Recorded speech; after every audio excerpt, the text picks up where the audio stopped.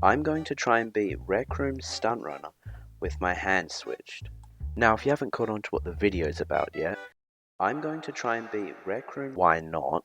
It basically means that my right controller is in my left hand, and my left controller is in my right hand. Seems simple enough, right? It, it really wasn't. Anyway, the main goal for this video is to finish all 6 courses with a time limit of 3 minutes with my hand switched. Now, just quickly before the video starts, I would like to thank you guys so much for 90 subscribers. Even though it doesn't seem that much, again, scratch that, I guess. Thank you guys so much for 100 subscribers. It really means a lot, thank you. Make sure you stay tuned for my 100 subscriber special, that'll be coming out soon. And yeah. Anyway, slap. Hi. I have come to the conclusion that you have done a video on a similar topic, and just want to let you know that I am not at all copying you. Right, now that we've got that out of the way, enjoy the video. I spawned in thinking this would be way too easy, and that's when I saw my hands, and I realized I wasn't not only going to have to conquer this physically, but mentally as well. I also found out that the joystick I used for turning was my walking one, and the joystick I used for walking was my turning one. After a single obstacle on the training course, I realized how incompetent I was and just gave up.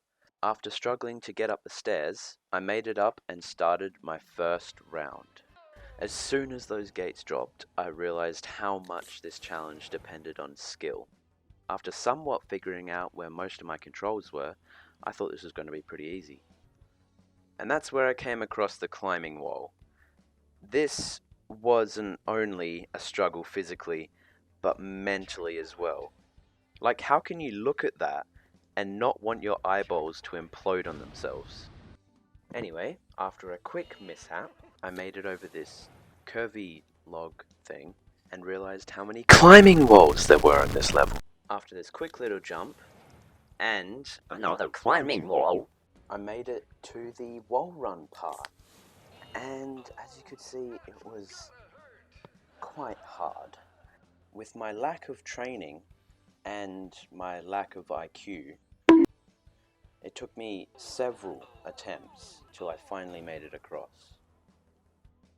Great success! After running into probably every wall imaginable, I finally made it to the button. I finished this one with definitely not the best time. Anyway, course 2 brought me another wall run, but besides that, everything else was pretty easy. The controls were starting to grow on me. I started to get used to them, but they did still have their complications. Now this part of the course really got me, because I had to direct myself and keep moving forward at the same time. I did eventually make it after some trial and error, and I made it to the buzzer with 30 seconds to spare. Again, I didn't really have a good time. Course 3 was probably the hardest of them all, as it had this cart thing that would go across, I really don't know what it was, but you just basically had to ride the cart to the other side while dodging the walls. Also, here's a weird thing that happened to me. After that, I was greeted with this monstrosity, and of course I failed the first obstacle. Then I had to do more goddamn climbing walls! This was the course that I'd finished probably with my best time so far. Course 4 was actually probably the easiest one I've done so far. All the jumps were pretty easy, there was always an easier way around an obstacle that I couldn't figure out how to get through, and the whole course could be done relatively fast. The only bit I struggled on was right here for some reason. I have no idea why, I just had a massive brain fart, and every time I got to this bit, I just stopped moving and walked off the edge. I did eventually make it though. Course 5 was relatively easy as well. Now that I had gotten hang of all the controls, the courses started to get easier and easier. I found that the only hard bit about this challenge was moving forward and turning at the same time.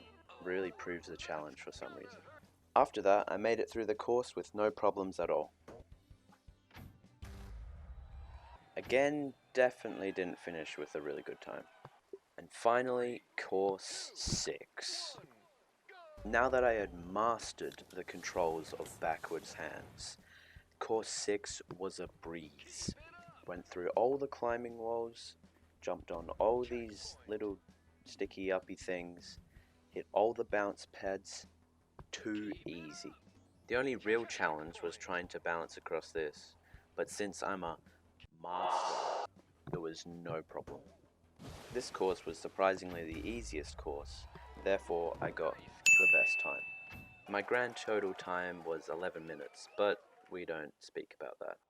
In the end, I got a C rank, which was expected, and if I got any more, I'd be pretty surprised. Now, for some reason, I was unable to actually stand on the podium, so after a few seconds of trying to figure out my controls again, I eventually made it up. After that, I claimed my well-deserved prize and acknowledged all the cheers, because on the inside, I was dying. Anyway, thank you guys so much for watching. I hope you enjoyed. If you did, please feel free to like and subscribe. It's free. You can always change your mind later. And yeah, make sure to stay tuned for my 100 subscriber special. That'll be coming out soon. Yeah, have a good day, and I'll see you in the next one. Goodbye.